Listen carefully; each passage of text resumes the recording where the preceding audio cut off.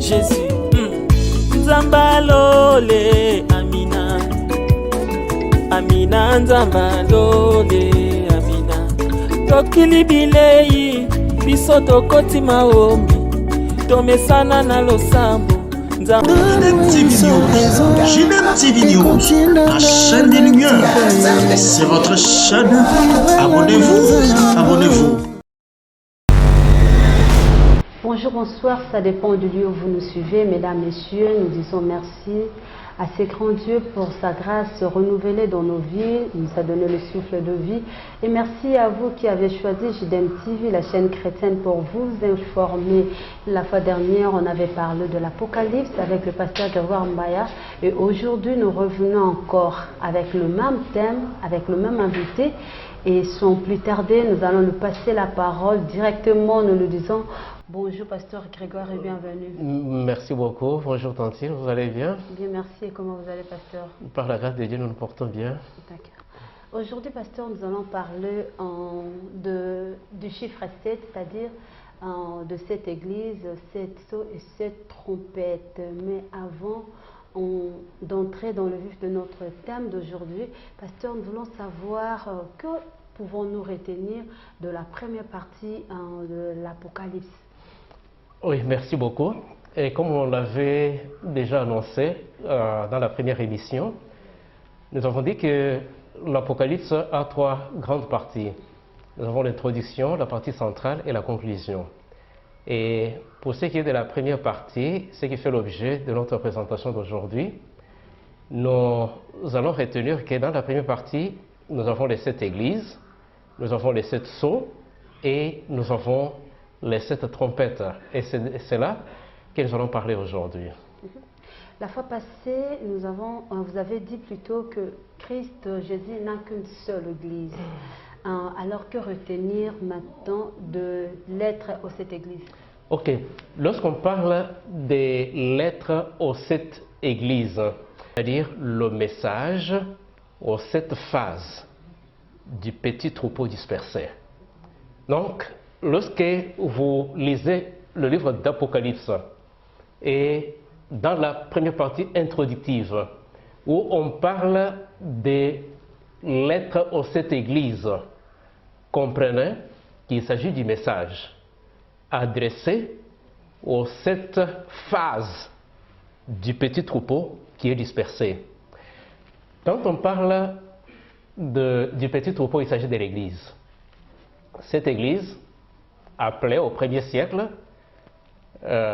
Éphèse, au 2e et 3e siècle, appelée Smyrne, ainsi de suite, comme nous allons le découvrir. Et vous allez voir que ce petit troupeau ou l'église de Dieu n'était pas concentré en un seul endroit.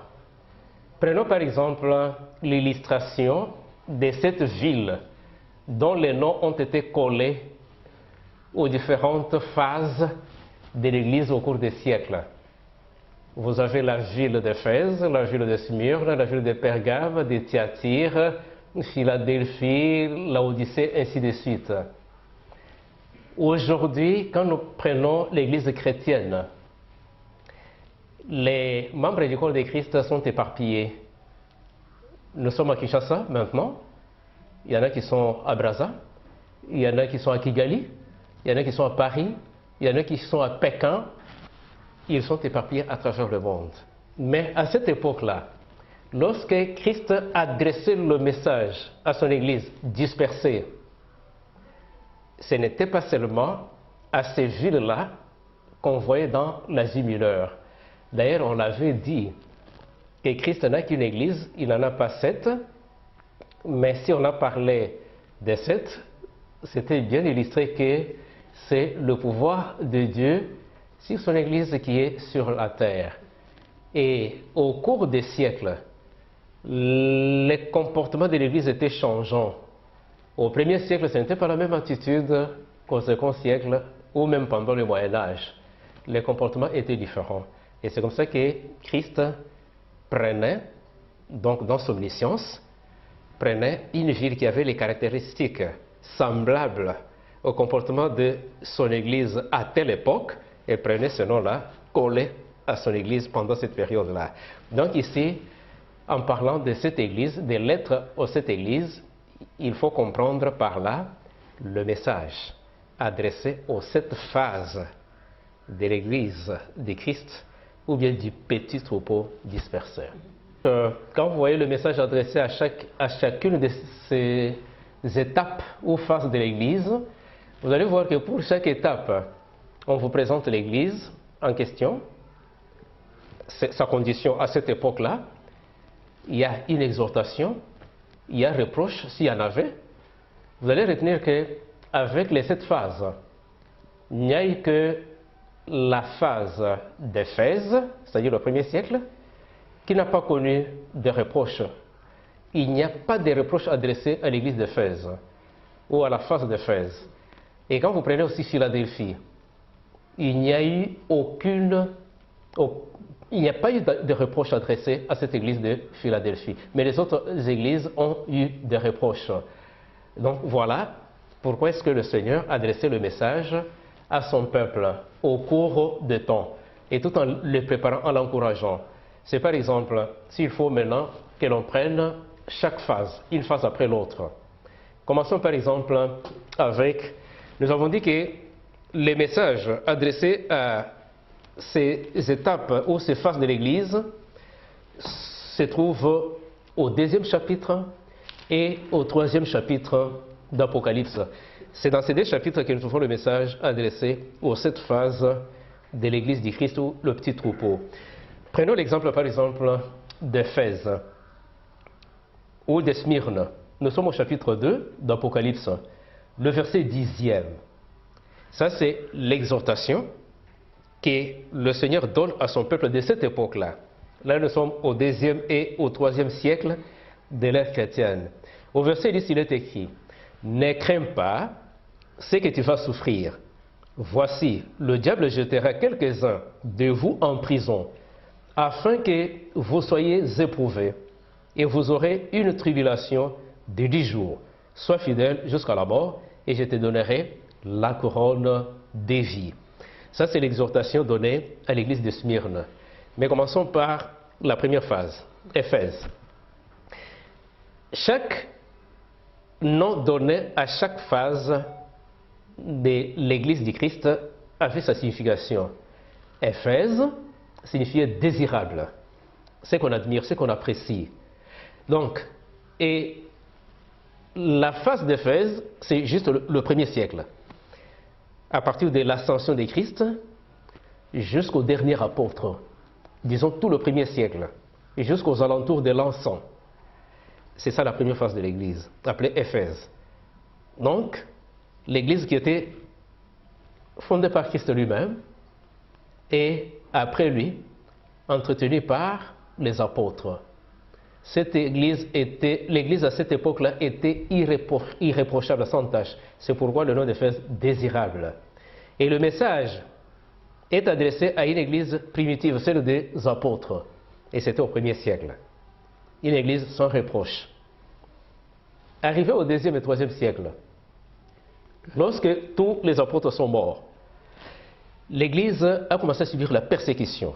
Même à l'époque des apôtres, il y avait des persécutions. Mais à partir du 2e siècle, la persécution a pris de l'ampleur. Et Christ qui, dans sa préscience, voyait déjà ce qui arriverait à cette église, Christ avait pris le nom d'une ville qui connaissait les mêmes conditions dans l'Asie mineure, et c'était la ville de Smyrne. Tout était amer dans la ville de Smyrne. Soudain, les maisons sont incendiées et il passait par des moments difficiles. Et quand il voit la situation de son église au 2e et 3e siècle, Christ voit que tout sera amer. Et c'est comme ça qu'il a pris le nom de Smyrne et a collé à son église au 2e et au 3e siècle. C'est comme ça que vous allez voir que l'église de Smyrne signifie amertume. Et le message adressé à Smyrne, c'est un message adressé à l'église sous la persécution impériale, c'est-à-dire du pouvoir à cette époque-là. Et c'est comme ça que le passage que nous avons lu au 2e chapitre d'Apocalypse, le verset 10, Dieu a prévenu son peuple qui vivrait à cette époque-là, ne crains point de ce que tu vas souffrir. Voici le diable jettera quelques-uns d'entre vous en prison et vous aurez une tribulation de 10 jours. Sois fidèle jusqu'à la mort et je te donnerai la couronne de vie. Et quand nous rentrons dans l'histoire, vous verrez qu'à cette époque-là, il y a eu l'empereur Dioclétien qui a persécuté les chrétiens pendant 10 ans. Les 10 jours dont il est question ici ne sont pas à prendre littéralement. Pourquoi? Parce que comme on l'avait dit, dans les généralités, donc on utilise beaucoup l'imagerie, le symbolisme elliptique. Donc un jour prophétique égale 1 an. Et lorsqu'on dit au chapitre 2, verset 10, que le diable jettera certains d'entre vous en prison et vous aurez une tribulation de 10 jours, c'est-à-dire vous allez connaître une souffrance de 10 ans. Et c'est ce qui est arrivé. L'empereur Dioclétien a persécuté le peuple de Dieu qui vivait à cette époque-là, au 2e et 3e siècle, pendant 10 ans, et c'était pénible et c'était amer. Donc ça, c'est ce qu'on peut retenir sur les corps de Christ entre le 2e et le 3e siècle, et là il s'agit de Smyrne. Et nous passons à la 3e étape, phase de l'Église, c'est-à-dire Pergame. On a pris le nom de la ville de Pergame, on a collé à l'église de Christ ou le corps de Christ. Ce n'est pas une 3e église, c'est toujours la même église là, qui a commencé au 1er siècle, mais qui est en train de passer par des situations différentes. Et maintenant, c'est une autre phase que connaît l'église. Et là, nous sommes entre le 4e et le 5e siècle. Là, l'église a pris le nom de Pergame, qui signifie château ou élévation. Et là, le message est adressé à l'église. Laquelle église? Une église qui est courtisée par le pouvoir. Vous voyez, l'église et l'État, ce sont des institutions reconnues par Dieu. Et d'après Dieu, ces deux institutions doivent évoluer séparément. Jamais les deux. L'église ne doit pas se mêler dans les affaires de l'État. L'État ne doit pas se mêler dans les affaires de l'église. On laisse l'État diriger ses affaires, les politiciens faire les affaires. L'Église, laisser les pasteurs faire les églises. Que le pouvoir ne puisse pas s'ingérer dans les affaires de l'Église, que l'Église ne s'ingère pas dans les affaires de l'État. Ce n'est pas comme on le voit, on est en train de le vivre aujourd'hui. Vous voyez, les religieux, enlever la soutane, rejoignez-nous, on fait la politique ensemble. Qu'est-ce qu'ils les ont poussé à faire ça? C'est parce qu'ils lisent aussi la Bible et ils savent que l'Église doit évoluer séparément, indépendamment de l'État. L'État doit évoluer aussi indépendamment de l'Église. C'est vrai que l'Église a la responsabilité de prier pour le pouvoir, pour les autorités, ainsi de suite, pour la nation, mais pas s'ingérer dans les histoires. C'est différent. Par rapport à ça. Est-ce que même si les dirigeants font mal, je peux dire, fuient leurs responsabilités, au lieu de bien agir pour l'intérêt de la population, ils veulent travailler pour leurs propres intérêts. L'Église ne peut pas intervenir parce qu'elles doivent rester à côté. Intervenir, mais comment? Quelle est la procédure? Comment il faut intervenir? Supposons par exemple, si toi tu as un problème, n'est-ce pas? Moi en tant que berger, qu'est-ce que je vais faire? Matthieu 18 dit quoi? Je viendrai te voir en aparté. Je parle avec toi, je t'exhorte, je prie pour toi et je continue à intercéder pour toi. Et si c'est la nation, si ce sont les... Maintenant, si ça ne tient pas, je suis pasteur, je vais mettre les autorités du pays, je vais les mettre où? Je suis berger, je suis pasteur. Est-ce que j'ai la prison à les mettre, où il faut les mettre? J'ai un tribunal où je vais les mettre? Je vais les mettre quoi? Je suis pasteur. Aujourd'hui, les hommes politiques ne respectent pas les hommes de Dieu. Est-ce que les hommes de Dieu ne peuvent pas passer, soit utiliser le même canal pour remettre les politiciens? Ça devient la confusion.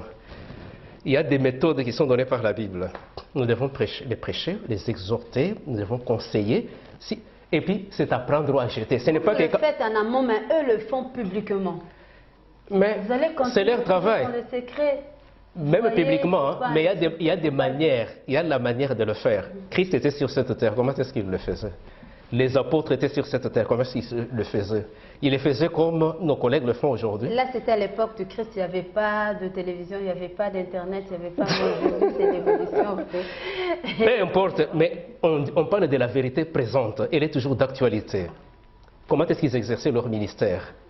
Le ministère à l'époque est différent du ministère aujourd'hui. Les méthodes changent.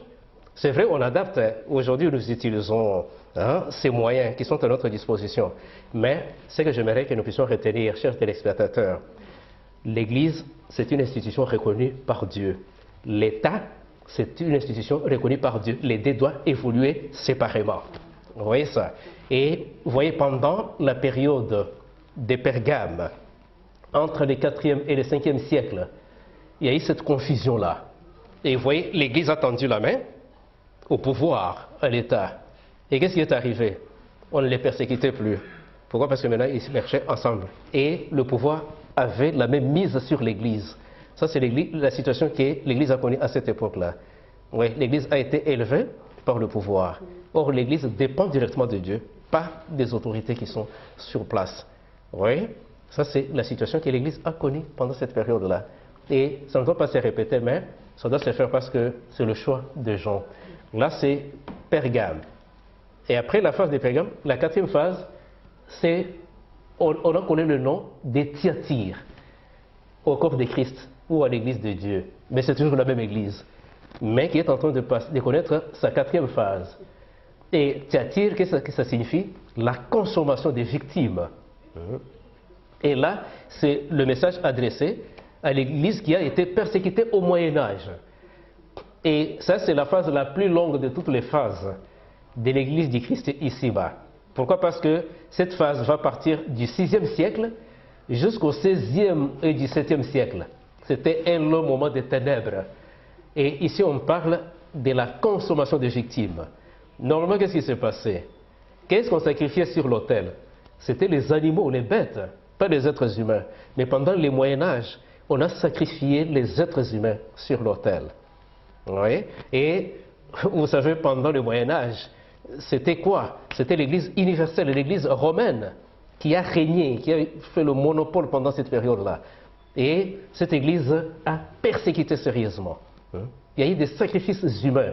Vous imaginez par exemple, quand vous prenez par exemple quelqu'un comme John Wycliffe, un prêtre à Londres. Et vous savez, à l'époque, l'Église romaine utilisait la tradition, pas la parole de Dieu. C'est aujourd'hui on voit l'Église romaine tenir la parole de Dieu, la Bible. Mais à l'époque, ils interdisaient, ils brûlaient la Bible, l'Église romaine. Vous voyez ça? Pendant cette période-là, le Moyen-Âge, c'était sérieux. Et l'Église romaine a brûlé ses propres prêtres. Ouais. Vous prenez par exemple John Wycliffe à Londres, qui, lorsqu'il va découvrir la vraie vérité biblique, il prend la décision de commencer à prêcher la Bible, et rien que la Bible. Pas des confessions auriculaires. Parce qu'il a découvert dans la Bible que, non, il ne faut pas ces histoires-là. Il y a eu la vente des indulgences. Vous avez commis le péché, on va vous facturer le péché quand vous venez le confesser. C'est écrit dans la Bible. Ça se faisait dans l'Église romaine à l'époque, pendant cette période de Pergame, de Thyatire, au Moyen-Âge. C'était pas biblique. Vous voyez ça? Et quand il a changé, comme il était vieillard, un jour, à genoux en train de prier, il est décédé. Et quand il est décédé, on a envoyé un autre prêtre qui l'a remplacé. Et quand celui-là est arrivé, lorsqu'il fallait maintenant la confession auriculaire, là, les gens ne venaient pas. Pourquoi? Parce que avec les enseignements de John Wycliffe, comme il leur a prêché la Bible, ils ont compris qu'ils ne pouvaient plus rentrer dans la boue du passé. Maintenant, la confession là qu'on vendait, ça ne se faisait plus. Parce qu'il faisait des mal et des mal d'argent. Ça renforçait l'économie de Rome. Mais maintenant, tout ça s'est cassé. Il a fait le rapport à Rome. Vous savez la décision qui a été prise par Rome? Il fallait déterrer les restes de Wycliffe. Et on est allé déterrer les restes de Wycliffe. On a mené sur la place publique.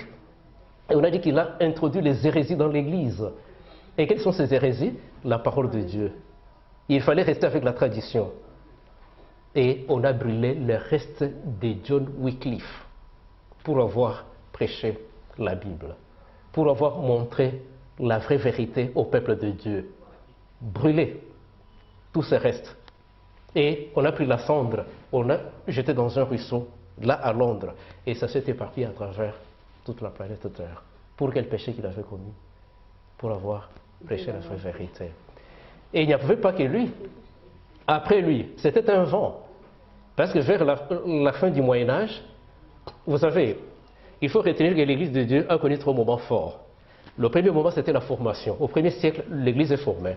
Et après, l'Église a été déformée. Et là, tout ça, c'est la déformation. Mais Dieu devait réformer encore son Église. C'est comme ça qu'il y aurait un mouvement de réforme. Mais déjà, vers la fin du Moyen-Âge, là, des réformes commençaient déjà. C'est pourquoi nous voyons John Wycliffe avec ce qu'il a fait là. Et c'est pourquoi il est appelé l'étoile du matin de la réforme, John Wycliffe, à cause de ce qu'il avait fait. Mais après lui, il y a eu aussi, dans l'ex-Tchécoslovaquie, des prêtres catholiques. Il y a eu John Hus et puis Jérôme de Prague, qui ont lu aussi les écrits de John Wycliffe et qui ont lu aussi la Bible. Et ils ont été révolutionnaires, révoltés. Et ils se disent qu'il faut changer des choses. Et ils ont eu les mêmes sentiments que John Wycliffe. Ils ont commencé dans leur messe à enseigner la Bible, la parole de Dieu. Et les écoles sont arrivées jusqu'à Rome. Ils ont été convoqués, ils sont allés là-bas. Et ils se sont défendus. Mais malgré ça, il fallait les exterminer. On leur a dit, John Wycliffe, c'était ces restes qui ont été brûlés. Mais vous, on va vous brûler vif. Si vous ne désistez pas, si vous ne reniez pas les Saintes Écritures. Comment l'Église de Dieu peut être contre les Saintes Écritures? Nous venons de très loin avec le christianisme. Alors, qu'est-ce qu'on va faire? On les a mis dans une cellule, là à Rome. On devait les brûler vifs. Par qui? Par leurs collègues, serviteurs de Dieu, qui devaient les brûler. Pourquoi? Et là, ce n'est pas l'État, l'Église, qui tue ses serviteurs. Pourquoi? Pour avoir enseigné la Bible, amené la lumière. Et le matin, on vient les prendre. L'un d'eux était près de l'autre, tellement qu'on a vanté le feu, comment ça brûle. Il a eu peur, il s'est rétracté. Mais l'autre lui a tenu ferme. On l'a traîné jusqu'à la place publique, avec ses rouleaux sur la poitrine. Et on l'a brûlé vif. Et on a dit à la population qu'il est en train d'introduire les faussetés dans l'église. Et les faussetés, là, c'est la parole de Dieu. Et c'est comme ça que John Hus a été brûlé vif. Et le jour suivant, quand on vient pour libérer Jérôme de Prague, Jérôme dit en tout cas, je m'excuse, je ne sais pas quelle mouche m'avait piqué pour régner mon Seigneur. Amenez-moi aussi au bûcher, brûlez-moi comme vous avez brûlé l'autre. Et on l'a brûlé aussi vif. Et avant même de le brûler, on lui dit, bon, est-ce que tu ne peux pas te détracter? Il dit, pourquoi? Qu'il ne se débat jamais dessus, pourquoi est-ce que moi je veux le régner aujourd'hui? J'aimerais que ce corps soit brûlé aujourd'hui, mais le jour où il va revenir dans sa gloire, je vais ressusciter pour vivre éternellement. Et on est venu avec les flammes, on a jeté sur lui et consumé. Après lui, c'est en Allemagne. Il y a maintenant, même époque là, toujours le Moyen-Âge. Il y a eu aussi Martin Luther. C'était son tour. Encore un prêtre de l'église romaine. Et qui a lu aussi les autres. Et en lisant la Bible, il était frappé pour apprendre que le juste vivra par la foi. Vous voyez ça? Et c'est cette phrase qui l'a marqué. Qui l'a marqué. Et il a pris la décision de tout changer. Vous savez ce qu'il a fait? Il a pris la doctrine de l'église romaine, point par point, à la lumière de l'évangile. Il comparait. Et il a détecté 95 faussetés, ce qui n'est pas en rapport avec les Saintes Écritures. Et qu'est-ce qu'il va faire? Il a rédigé, il a développé des thèses. Et il est venu devant la porte de la cathédrale de Wittenberg. Et il a affiché l'ancienne thèse devant la cathédrale. Et lorsqu'il a été convoqué, il s'est défendu. Il a dit, si quelqu'un peut me montrer la fausse thèse parmi ceux que j'ai donnés ici par rapport à la Bible, je ne vous demanderai pas d'aller arracher moi-même. J'irai, je vais arracher, puis je vais descendre. Personne ne lui a prouvé ça. La vérité est têtue, hein? Vraiment. C'est pourquoi ceux qui déchiraient la Bible aujourd'hui, ils tiennent la Bible et ils commencent à prêcher la Bible. Et ça, c'était Pergame, élévation. Quatrième phase. Quatrième phase. Et j'ai parlé de Thyatire plus tôt. Cinquième phase. Christ, vous voyez la condition de son église à cette époque-là, a pris le nom de Sardes, a collé à son église, comme cinquième phase. Et là, nous sommes entre 16e et 18e siècle. Que veut dire Sardes? Sardes veut dire tout simplement chant de joie ou résidu. Pourquoi chant de joie? Nous sortons du Moyen-Âge, où il y a eu persécution, où il y a eu des ténèbres, où on a changé, où on a remplacé la parole de Dieu par les traditions humaines. C'est par exemple le baptême des enfants. Comment est-ce qu'on peut baptiser quelqu'un qui ne sait pas ce que c'est que le baptême? Un nouveau-né, on va le baptiser. Or, pour être baptisé, il y a des conditions, non? Vous devez apprendre. On doit vous prêcher et vous devez prendre la décision. Maintenant, j'engendre un enfant, je l'amène, on le baptise. Ce bébé-là, quand est-ce qu'il a entendu la parole de Dieu? Est-ce qu'il a pris la décision? Moi, je décide à sa place. À Acte 16, 31. Qui dit quoi? Qu'est-ce qu'il dit? Jésus-Christ serait sauvé, toi et ta femme. Non. Peut-être partant de ça. Toi, on dit toi. Et quand moi j'ai reçu, qu'est-ce que je fais? Je communique aussi à ma famille. Et la famille là, c'est qui? Tout le monde, même les bébés. Le bébé aussi a cru. Peut-être. Le salut est individuel. Donc, moi, toi tu crois, je te présente la vérité, tu crois, ta famille croit, et la famille là, ceux qui croient, est-ce que le bébé va aussi croire? Est-ce que d'abord, il ne sait pas distinguer les biens du mal? Maintenant, le baptême là, est-ce que c'est quoi d'abord le baptême? Il faut connaître la signification du baptême. Par rapport à la foi de ses parents, peut-être. Par procuration, le salut par procuration, ça existe? Peut-être. C'est où dans la Bible? Le salut par procuration. C'est comme le voleur à la croix avec Christ Jésus. Oui. Il n'était pas baptisé, mais juste il a dit. Il avait cru ou bien il n'avait pas cru? Il avait cru. Lui-même ou bien quelqu'un d'autre a cru à sa place?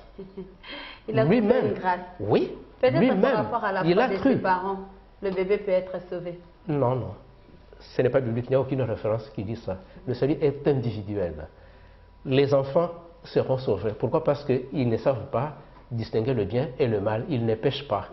Vous voyez? Ils n'ont pas encore cette notion-là. Et les détruire, c'est de l'injustice. C'est ceux qui ont l'âge de la raison. Ceux qui savent distinguer le bien du mal. Et le baptême, c'est pour ceux qui savent... Parce qu'il faut un choix. Il faut d'abord croire. Après avoir cru, d'abord on vous présente la vérité. Vous êtes convaincu. Vous prenez la décision. Mais un bébé, il reçoit le baptême. Est-ce que ça a un sens? C'est creux, ce vide, ce baptême-là. Oui. Il y a eu beaucoup... On a donné même l'immortalité de l'âme. C'est toujours pendant le Moyen-Âge, là. Il dit, si vous mourrez, l'âme ne meurt pas. L'âme peut rester encore sur cette terre 40 jours avant d'aller au paradis ou dans l'enfer. Si la personne était juste ou méchante, cette théorie-là, ce n'est pas biblique. Ça, ce sont des traditions. L'enfer, aujourd'hui, l'enfer se trouve où? Aujourd'hui, le paradis se trouve où les gens vont? Quand Christ était mort, il était allé au paradis. Il était dans la poussière. Il est sorti de la poussière. Quand Lazare était mort, il était allé au paradis. Il était allé dans un enfer. Il est retourné à la poussière. Vous êtes tiré de la poussière et vous retournerez à la poussière. Quand nous mourrons, que nous soyons justes ou méchants, nous retournons à la poussière. Ce qui fait que quand vous allez creuser là, un mois après, là où vous m'avez enterré, vous ne trouverez que la poussière et les eaux. Je suis allé où? Quelque part? Au paradis ou dans l'enfer? Non, je suis là. Et si, quand on meurt, on va quelque part, alors la résurrection, c'est quoi la résurrection? Et quand on ressuscite, quand Lazare est ressuscité là, il venait d'où? Des paradis ou bien de l'enfer? Il était dans la poussière. Et ces sœurs l'ont dit. Quand Jésus dit qu'il va se réveiller, qu'est-ce qu'ils ont dit? Mais ça fait déjà des jours, pour eux, c'était déjà la pourriture. Vous voyez ça? C'est que quand on meurt, on ne va pas quelque part. C'est la décomposition. Mais pendant le Moyen-Âge, avec Thyatire, il y a eu cette croyance-là de l'immortalité de l'âme qui a été introduite dans l'Église. Et c'est resté jusqu'à aujourd'hui. Les gens croient que quand quelqu'un meurt, il peut aller se retrouver. Mais c'est plus tard que Jude va nous révéler ce qui était arrivé, qu'il y a eu une dispute. Hein? On s'est disputé. Satan. Et puis Christ, oui, le corps de Moïse. Et qui l'a fait emporter? Michael. Il l'a amené où? Est-ce qu'il l'a amené où? Il l'avait amené au ciel. Mais revenons à la transfiguration. Lorsque Christ a amené certains de ses disciples, avant même la transfiguration, il avait dit que ce siècle ne passera pas sans que certains d'entre vous, quelques-uns d'entre vous, ne puissent voir le Fils de l'homme revenir dans sa gloire. Ce siècle-là, pas ce que nous attendons maintenant. Il s'adressait à eux là, que certains d'entre eux verront le Fils de l'homme revenir dans sa gloire. Ils avaient vu, ils n'avaient pas vu. Le Fils de l'homme revenir dans sa gloire. Ils avaient vu. Quand? Lors de la transfiguration. Quand ils étaient là, ils l'ont vu dans toute sa gloire. Ils n'étaient pas seuls. Ils étaient à trois. Avec qui? Moïse et Élie. Maintenant, lorsque leur conversation est terminée, quand ils devaient se séparer, les disciples qui étaient avec lui étaient contents? Non. Permettez que l'on construise 3 cases, hein, l'une pour toi, l'autre pour Moïse, qu'on reste seulement ici, qu'on ne quitte pas ici. Pourquoi? Ils ont apprécié la gloire là, des choses qu'ils n'avaient jamais vues, qui n'étaient jamais montées à leur esprit. Alors qu'il avait dit qu'à gauche c'était, à gauche et à droite il y avait Élie et... Ils étaient avec qui? Comment ils ont su que c'était Non, ils étaient avec qui? Avec Christ. Avec Christ. Qui inspire? Il se promène avec le maître. Maintenant, vous allez demander qui. Hein? Ils étaient inspirés. Ils ont vu Moïse et Élie en train d'échanger. Et ici aussi, chers téléspectateurs, il y a une révélation. Moïse, le représentant de tous ceux qui entreront dans le royaume de Dieu ou bien au ciel en passant par la mort. Tous nos bien-aimés qui sont morts, que la mort nous a arrachés, qui se reposent maintenant dans la poussière de la terre et qui avaient gardé la foi jusqu'à la mort. Lorsque Christ reviendra, quand la trompette retentira, les sépulcres vont s'ouvrir, ils vont se réveiller. Et pour vivre d'éternité à éternité. Moïse, dans la transfiguration, représentait cela. Il est là au ciel maintenant, Moïse. Il représente tous les justes qui sont morts. Ils les ressusciteront et ils iront aussi au ciel. Élie représente tous les justes qui iront au ciel sans passer par la mort. À supposer que Christ revienne aujourd'hui. Pour nous qui croyons en lui, pour nous qui avons persévéré, qui n'avons pas fait marche en arrière, s'il apparaît maintenant là, en un clin d'œil, comme l'a dit Paul, nous serons transformés et nous allons porter le corps qui ne mourra plus, qui ne tombera plus malade. Nous serons enlevés, le rencontrer dans les airs et aller au ciel. Nous ne connaîtrons jamais la mort. Et Élie, lors de la transfiguration, était le représentant de tous ceux qui iront au ciel sans passer par la mort. Vous voyez ça?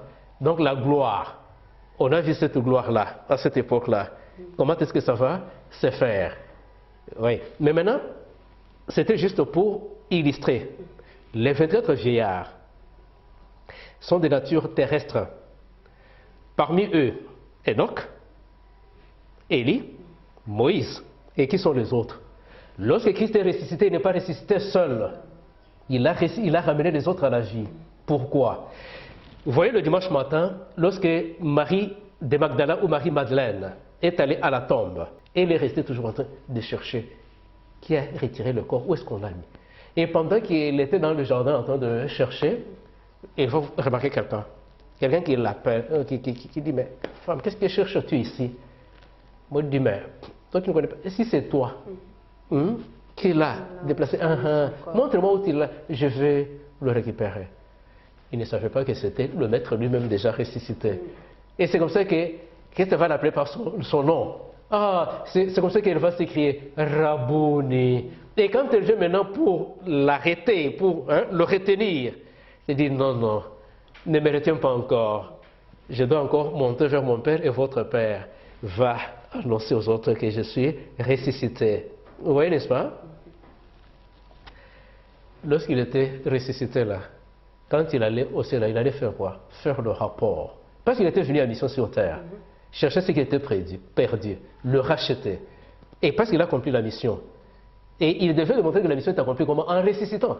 Parce qu'il venait chercher ce qui était perdu, ce qui était mort, ramener à la vie. C'est comme ça qu'il n'est pas ressuscité seul. Il a ramené les autres là à la vie. Et ils étaient dans la ville, on les a vus, on les a reconnus. Mais comment? Où on vous avait enterré? Non, non! Christ est ressuscité, il nous a ressuscités aussi. Voyez-vous ça? Et c'était ça sa mission, il a accompli la mission. Mais ça, ce n'était que des prémices. La motion finale, c'est quand il va revenir après le temps des grâces. C'est comme ça qu'il devait monter pour faire le rapport là, son père, pour dire, Père, la mission que tu m'as confiée, je l'ai accomplie, pour prévoir les prémices. Ça, c'est la salle du trône. Et pendant qu'ils étaient dans la salle du trône là, Jean, dans sa vision, il voit la salle du trône, il voit le rouleau des 7 sceaux. Mais il n'y avait personne pour ouvrir les 7 sceaux là et en connaître le contenu. C'était de l'inquiétude pour lui. Il dit, mais le rouleau est là, avec 2 sceaux. C'est qu'il y a des bonnes choses à l'intérieur là. Mais maintenant, personne, on a regardé sur la terre, partout, personne. Inquiétude. Je dois lui dire, non, ne vous en faites pas. L'agneau qui a été immolé est digne. On n'a pas dit pasteur Mbaya est digne. On n'a pas dit Papa. On n'a pas dit William Marion Branham. On a dit qui? L'agneau qui a été immolé est digne. Donc aujourd'hui, aucun prédicateur ne peut pas dire que c'est lui qui a ouvert les 7 sceaux. C'est abominable. Ce n'est pas biblique. La Bible noir sur blanc dit que c'est l'agneau qui a été immolé, qui était digne et qui a ouvert les 7 sceaux. Tout est révélé. L'Apocalypse, c'est la révélation, c'est le dévoilement. Il n'y a rien de caché. Quelle personne ne s'est rapportée pour dire que non, non, c'est moi qui ai ouvert les... Toi qui? Christ, toi qui as été immolé? Il n'y a que Christ qui a été immolé et il a ouvert le premier sceau. Et c'est ce que nous allons maintenant voir. Voilà un peu la parenthèse entre les 7 églises et les 7 sceaux. Voilà. Merci, pasteur, pour tous ces éclairages. La dernière question, vu le temps. Ok. Alors, pasteur, qu'est-ce qu'on peut retenir des 7 sceaux et des 7 trompettes? Ok, c'est qu'on peut... Des 7 trompettes ou bien des 7 églises? 7 sceaux et 7 églises, plutôt. Les 7 sceaux et les 7 trompettes, ça sera pour l'émission suivante. D'accord. Comme ça, alors, ce qu'on peut retenir seulement sur les 7 églises, c'est que c'est le message du Seigneur adressé à son peuple éparpillé, le petit troupeau ou l'église éparpillée à travers le monde. Mais sur les 7 sceaux, en tout cas, on risque de laisser nos téléspectateurs sur leur soif parce qu'il faut, en tout cas, élargir encore la matière. Détailler, si votre temps le permet, qu'on peut aborder. Je ne sais pas, la régie, est-ce qu'on a encore du temps, Willy? Ça nous reste 5 minutes, je crois qu'on ne va pas finir, on va revenir très prochainement. Si Christ nous fait grâce, vous avez suivi avec beaucoup d'attention comme moi, mesdames, messieurs, vous abonnés de JDM TV, vous qui aimez JDM TV, vous qui avez tellement apprécié la première émission sur Apocalypse, raison pour laquelle nous sommes revenus encore sur ça et nous allons encore y revenir très prochainement. Pasteur Grégoire, c'est la fin, mais avant de nous quitter, un mot de la fin pour vous. Ok, c'est juste encourager nos aimables téléspectateurs qui prennent le temps pour suivre ces enseignements pour leur salut. Nous vous supplions, peuple de Dieu, de rester attachés à Christ et de demeurer dans son Église, dans son corps, car bientôt il va revenir. Nous avons vu que l'Église, la marche de l'Église du Christ, depuis Éphèse, Pergame, Thyatire, Sardes, Philadelphie et puis Laodicée. Dans chacune de ces églises, il y a des reproches.